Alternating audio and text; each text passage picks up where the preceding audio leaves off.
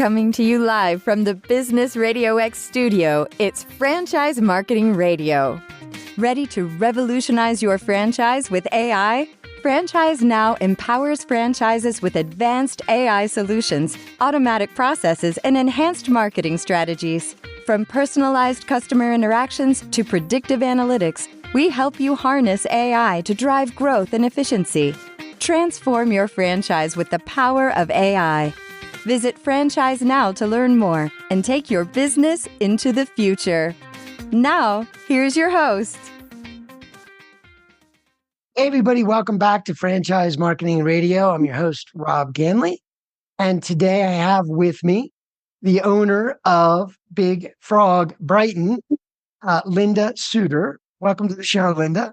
Thanks for having me. You got it. You got it. So today we get the privilege of talking to Linda Suter about her Big Frog location in Brighton. And that's in Michigan for anyone who isn't connected with that area. But we're going to dive into the journey that her and her husband, I believe, is also involved in the business as well, have gone through since starting in 2018, I think you told me, but you'll give us a little background. But tell us a little bit about that journey. I mean, obviously, when people think about franchising, some people come from a background where they know about it. Others are like, I'm not sure. You come across the franchise business here and there, you think might be one. But tell us about your journey. How did you come into that? Why did you come into that? And just share a little more about how that came to be. Sure. So back in 2017, actually, I worked in accounting and finance for 20 years. And I had kind of gotten to the point where I didn't really want to do that anymore, but I wasn't sure exactly what I wanted to do. And my husband and I had always talked about owning our own business. And his parents actually did own a franchise for 35 years. So we knew the benefits of, buying into a franchise group as opposed to just starting a business from scratch. So we started looking at, I think it was the Forbes top 50 franchises of 2017, I believe, just kind of for fun, looking to see what opportunities were out there. And we had decided against food. We knew we kind of wanted to stay away from that. We knew there was a lot of challenges around food that we didn't want to tackle. So we were looking for other opportunities. And, we came across this company called Big Frog Custom T-Shirts and More. And, my husband actually had a little bit, he ran a screen printing business with his friends out of their garage in college, so he had a little bit of background, if you will, with custom printing shirts. So we just reached out to him for fun. We probably reached out to maybe 5 different franchises that were on the group just to get some information. And, Big Frog actually called us back the exact same night. And their head of franchise development, was great. And it was February in Michigan, which for those of you who don't know, isn't the greatest time of year to be here weather-wise. And Big Frog is headquartered outside of Tampa in Florida. And so he, after we talked for a while and we were kind of interested, he invited us to come down and check him out. So we just thought, heck, we'll go to Florida for a weekend. We really had no expectations. We thought that it would just give us, some insight as to, starting the process, talking to franchise groups. And, we fell in love with the company. By the end of the weekend, we had signed a preliminary franchise agreement with them. And it's just been a great relationship ever since. Wow. Yeah, no, I mean, sometimes it is just that intuition. It is about making connections and just knowing that you get it. You're aligned with the vision and the company and the personalities and all that. But it is a cool experience, right? And you're right. For anyone who didn't pick up on what you were saying earlier about not starting from scratch, right? And then if you do learn, okay, I understand franchising, then what you find out is there's hundreds of industries and lots of business models and all kinds of ways to get involved. And you're like, where do I start? So there you were. But for you guys, lucky enough, it was one of the first ones, or maybe the first one, right? And it's good. It was warm weather. Got you Exactly. there, right? And then you're like, I'm so glad we decided Hey, we've all been there, right? I'm glad it was that kind of a process for you. So tell me a little bit about, all right, that process. And so let's kind of start with the beginning a little bit. Let's take you back and just kind of go through that first year a little bit with us. Is there, I know, what do you feel like you thought you might need to know better, but didn't really need to know as much? Like, was there anything surprising about the first year? Um, I I didn't we didn't really know much about anything. So everything was kind of surprising that first year. But Big Frog as a franchise has been around 15 years now. So they were still or they had just hit their 10-year when we joined in 2018. So they were still kind of a new, franchise. But they have grown so much. Oh, we've seen so much growth and development, the 6 years that we've been part of it. Um, but I wish that I had known in the beginning. Like now, I I joined Chamber of Commerce. I belong to local networking groups. I belong to local women's business groups. I wish that I had known in the beginning to do all of that sooner. Yeah. Because the relationships that I've built have, have really helped the business a lot. And I was very slow to get into that. So that's the one thing that I wished I had known beforehand. I would have, it took us a while to do our build out and get the actual physical store open. So Right. I wish I had been doing all of that networking, and I wish I had done all of that a lot sooner. Yeah. Yeah. I'll say, and that's a great advice because honestly, the tendency when you're dealing with so many details like that, even though you've got the franchise around you and you got support and training and team members to get you going fast, it's still a lot of details and it's going to be new details for certain people in certain ways. And so, you're kind of tackling all that, trying to get ready for launch, get everything, all that. Yeah, how do we run this machine? How do we hire this person? But you're right. What's going to matter and will help you get into business faster and get that momentum is that network. Tell me more about it. I mean, now that you've been doing it for a few years, tell me about that network and how that helps with your local marketing plans every year and how you rely on that network. I think, things changed a lot after COVID, which I'm sure most small business owners saw. But our area especially is very big now into support local, and local business owners want to work with other local business owners. And, um, like I said, it's all about the connections. What we do is very personal in a way, because we're custom printing garments, whether it's your company logo or whether it's for a family trip or whatever it is. It's personalized, and people like doing business with people that they know. When you get into networking, they always tell you want to work with somebody that you know, like, and trust. Those are always the three things that they tell you. And it's so true. And I'm the exact same way. You can go online and you can order a lot of the stuff that you need today, but, it's everyone wants to do business with people that they know. They want to support local business. Yeah. Yeah. No, I totally agree. I feel that way about my town. I, care about it and you care about, I mean, it's where we live. It's where we interact and move around and you don't want it to be suffering, like, oh, there's no businesses open or what have you. Right. Like the screens get a little old after a while. I really feel like human interaction, one thing about franchising in general with businesses like yours and others, it is a human interaction business. It's about local contacts, your customers, your partners, right? And so to me, that is important and is going to be, I think, be more important, more and more and more because we've been drawn away from it. But a lot of us long for it still. And there's no replacement for interacting with human beings, right? And so the experiences we have when we're interacting with businesses is going to be more about the experience and the customer service and the interaction and the way you're reaching the community. So tell me a little bit about. I know there's some good relationships you've started, and I know that you do some good work, not just with your products and services, which I do want to zero in on a little bit on. I want to make sure you tell us all about your business and why it's unique. But tell us a little bit more on this networking angle and this partnering angle. What other organizations have you partnered with locally to help people around you? So a lot of what we do is community based, and we try to be as much a part of that community as we can.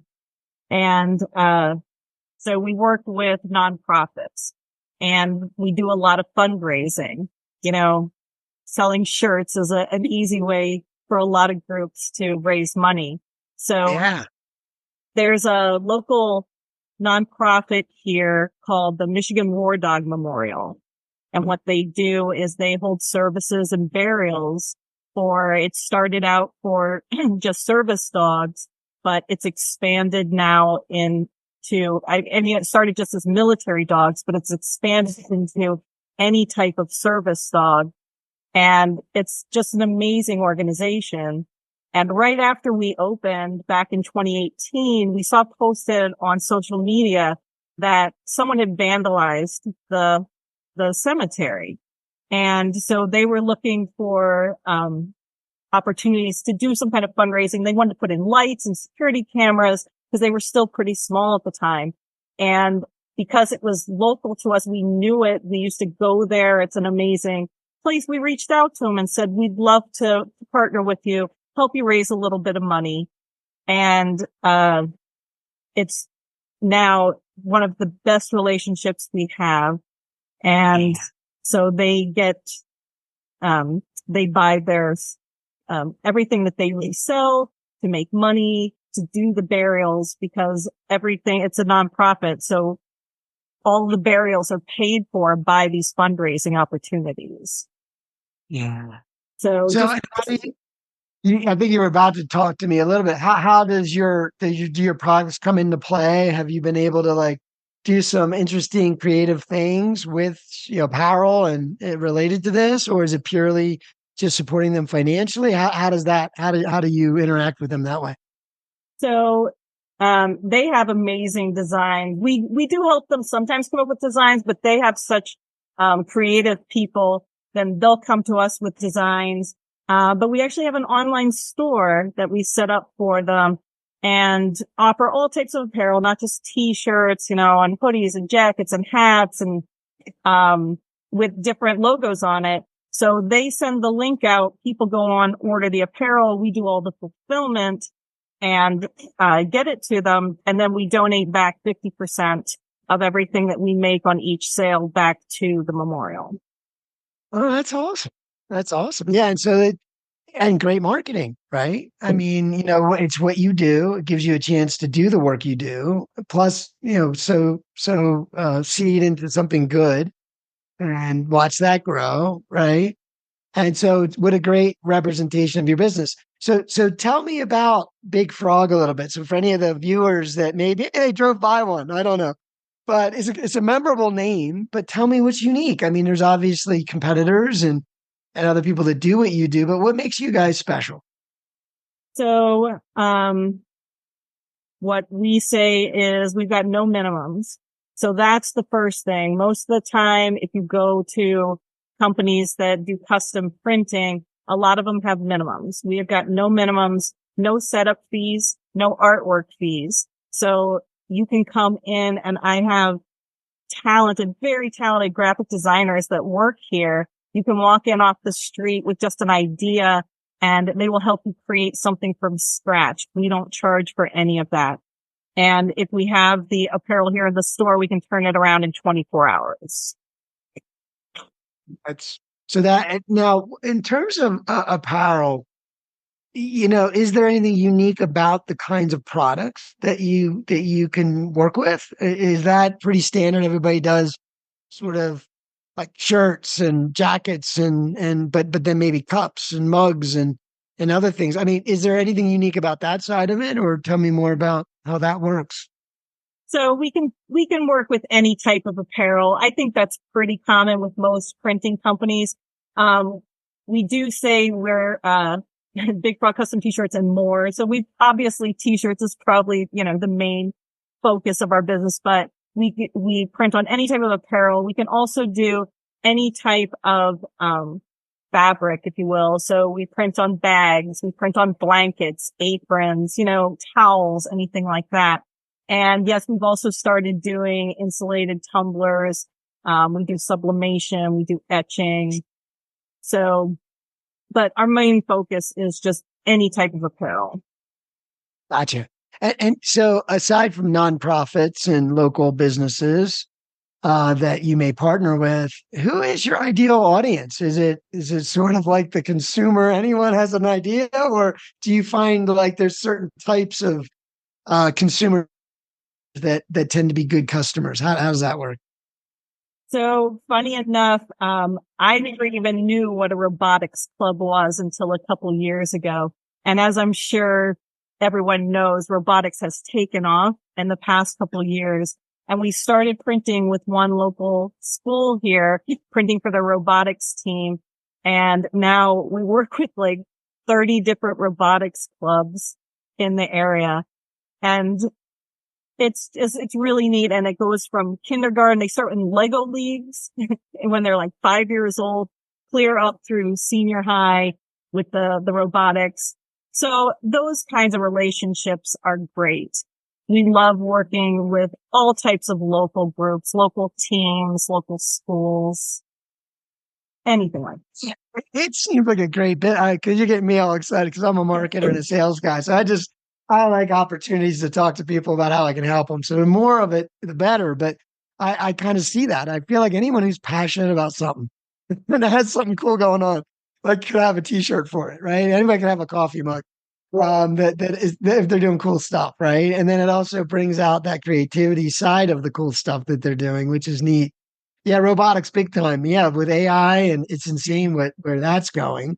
But I'm sure that'll be a good niche for you to be in. I see that growing quite a bit. And yeah, like you said, sports teams and all kinds of opportunities there. And I would just think word of mouth. What do you think drives the growth of your business? Tell me. I mean, so real quick, just on the digital marketing, you've got the Google being found on maps, being found in searches, then you've got Facebook and other socials. How do you navigate all that, and what role has that been playing for you locally? And that is one of the benefits of being part of a franchise group. So they do help us with a lot of digital marketing. Google, obviously, Google ads, Facebook marketing, email marketing, that type of thing. Luckily, I don't have to put a lot into that because the franchise group has people there that's what they do. They help out the group nationally, make sure we're putting out the same message everywhere. But definitely word of mouth. And that's why, like I said, these network groups are so important. Yeah. Because you form these relationships and then they refer you and then they refer you and hopefully they refer you. Right. And it just keeps going. And you can't, and that's stable. That's like, I forget the word I'm trying to get, but it's like anchoring your business for the future, building it on something that's very stable, a really stable foundation. I mean, I'm not saying that technology isn't, but it does change, and being too reliant on, say, Google or Facebook or some other platform is certainly not where you want to be. You want to be where your clients or your prospects are looking, but at the same time, certainly don't want to be too reliant. And no one can really mess with your relationships. Your base of relationships, your email list, that's all your stuff. And yeah, you never know what's going to change. One day the cost of advertising might just triple and make it hard for you to do what you got to do there. So that's really cool. And I find that with a lot of franchise businesses that have those elements, both, multiple ways to grow the business. So all very interesting stuff. So in terms of, if I'm a person listening to you, because I'll tell you, I had the same experience in college where a friend of mine was very creative. He was a great artist, and I don't know if it was his father decided to get him some screen some of the stuff you need to do screen printing and all that. So he had a little barn and made some t-shirts. I remember thinking, this is so cool. I love that business because of the creativity and all the stuff you can do with it. A lot of people that are listening right now might be thinking, well, how the heck can I get involved in such a thing? It sounds like fun, but I know nothing about it. I'm not even that creative. I like having fun with it, but I'm not really an artist. And I know nothing about apparel and all this stuff. What would you say? I mean, do you feel what was your experience that, honestly, what are the ingredients that you feel you have to bring to the table as a franchisee? To start a franchise? Is that what you're asking? Yeah, with Big Frog. Like if someone's wondering, could I even do that? I mean, what do you think is the real ingredients that you So can that bring to the table? it is interesting you say that. As I said, I have a finance and accounting background. So I used to tell everyone I don't have a creative bone in my body. I couldn't even draw stick figures. So the artwork side of it really did intimidate me in the beginning. But now even I can do design. I mean, Yeah. the software that's out there is amazing and it's so much fun. I never thought I would have as much fun as I do, tapping into that creative side that I didn't even know that I had. But, one of the great things again about Big Frog is it really is a community. All of the business owners, we get together once a year. They bring all the owners together. Thankfully, it's in Florida and they do it in the winter time. So again, we get to get out of Michigan and Yeah.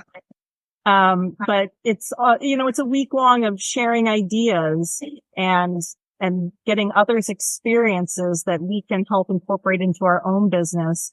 And they have monthly calls and they do regional meetings and they're constantly helping us become a community so that I can reach out to any other store owners at any point in time. And they're there to help me. So they're not my competition. They're my support group. And one of the things Yeah. I really love about this company. Honestly, I think I've always thought about it like, what is that thing that makes franchising so successful? Because I don't, no matter what sort of entrepreneurial endeavor you look at, it's hard, to take a common thing and get anybody from various backgrounds to be successful at it. And somehow franchising works really well. And I know all brands they're all different. Obviously there's some amazing ones and maybe some that aren't as amazing, but the reality is overall franchising is unbelievably successful compared to, hey, let me try this internet business or try this or that or whatever people might do. So tell me a little, let's look at that. What would you say, like, let's do a twofold question. What is the most rewarding thing? And I think you kind of like, I love the part about the creativity because you realize, wait, I'm creative. I thought about that about myself too. Like I thought, because I am very creative, but I don't have the ability to sit and draw a painting, but Yeah. I'm extremely creative, right? So that's not really the definition. I think a lot of us think that has something to do with it. But now that the tools are so available, we can just be creative. We don't have to have those other skills to bring it out. Anyway, but tell me one of the most rewarding things and maybe one of the most challenging things that stretched you as an entrepreneur or business owner. Well, I touched on it a little bit, but honestly, one of the most rewarding things for me is just being part of the community, finding these amazing groups and organizations and just being able to participate. There's a 4th of July parade, a local parade coming up, that we're the main sponsor for it. And we love being part of that parade. Just being part of this community. And I never had that before. I never would have even thought of anything like that before. Just sitting behind a desk every day and your community really was your friends and family, right? But now I feel like the entire city is my community. And everywhere I go, I know somebody, I've met somebody, I have a connection with them. And I honestly love that. As far as the challenges, another thing, I guess it takes a lot more, time of my time than I anticipate. And I imagine every business owner is going to do it differently. You can put in as much time as you want, right? You can be as involved or as remote, I guess, as you choose. But my husband and I have chosen to be part of the business. We're here every day. We're involved every day. And it can be a little overwhelming at times and a little all-consuming at times. Yeah. So trying to find that work-life balance everyone talks about, I think can be a little more challenging as a small business owner. Yeah. So Absolutely we're can. working on it. Yeah, no, I mean, it part of that is us, right? It's us, understanding ourselves and kind of putting those boundaries up, knowing what it's going to take. There's also seasons of it, right? So maybe early on, it's a lot more of that, and then later on, it's not as much of that. But you said some things you just can't get, and I don't think any of us care about hard work. I think hard work's what passes the time. It's what allows us to interact with each other and feel that feeling of making an impact. So, but you're right. Let's face it, being a business owner for anyone tuning in is not easy. And that's why franchising as a concept is powerful, because if it were so easy, you wouldn't need to worry about a franchise, which is taking so much time and effort to make it easier. But it's still, there are factors and situations, COVID, where, and what a great example, right, of franchise networks pulling together. And Yep. I wouldn't want, you probably think the same, that you wouldn't want to be an independent business owner during another COVID. That's for sure. Right. Yeah. So, but that's amazing. And no, I think that's very, very common. But what you had said about one of the blessings of the business is just knowing people. Like I don't like that kind of connection. I don't have that. Right? I'm very national. I or even international. I interact with a lot. I love meeting you on the show, and it's fun to talk to you guys because you're really super smart and you're doing really cool stuff. But you're all doing it locally, which is cool. And I kind of don't have that. And I always hear for that, but that's really cool. And I have some friends that own businesses, and I feel the same way. They're very connected. They know a lot about the community, and it's cool. So, and they make a big impact. So good stuff. Well, listen, if someone told you they were interested in starting a business, and you've been through this journey now with your husband, so you have that angle too of being married, right? Of what that's like, and having, I guess, a family as well to balance, work-life balance, whatever that, is. What advice or tips would you give someone if they're sort of at that journey where they're saying, I don't want to just go to a cube every day. I really want something else. Um, any ideas, any tips or advice you might give them? Well, it is interesting. You did talk about like me and my husband, both working here. I think it's important that you do have a support group, whether it is your spouse or your partner or just a family or a close group of friends or something. It's a little overwhelming in the beginning, and it's important to have a good support group. I couldn't have done this by myself, and I'm very thankful of all the people around me that do help me every day. But, I would do it again in a heartbeat. There you go. That's what you like to hear, right? Yeah. I mean, there's been challenges for sure. There've been hard times, but the good times far outweigh the bad. And if you're willing to put in the work and put in the time and it's something you really want to do, I think it's well worth it. Totally rewarding. Yeah, totally. Yeah. So, like, in terms of, do you think having, just kind of a follow up to that, do you think having like a why? Did you guys have like I know you said, oh, we want to make a change and, both want to start a business. Do you think that clarity of did that come into play for you where there were some rough times? You're like, we're doing this. We want to do this. This is what we're about. Like, did you have a why that kind of drove any of that? Or what does that look like, do you think? And how important is that? I don't know if we had a why. There was periods, especially during COVID and during the beginning when, it would have been really easy to just say, well, we gave it our best shot. let's move on to something else. But, we said we would have always wondered, what could we have done? What more could we have done? We didn't want to 20 years from now be sitting on a porch going, oh, what if we had just done that? So we just thought it was worth it to give it our all and just to see where it would go. I don't know if that answers your question. I'm sorry. I think that's a great why. No, that actually is a why.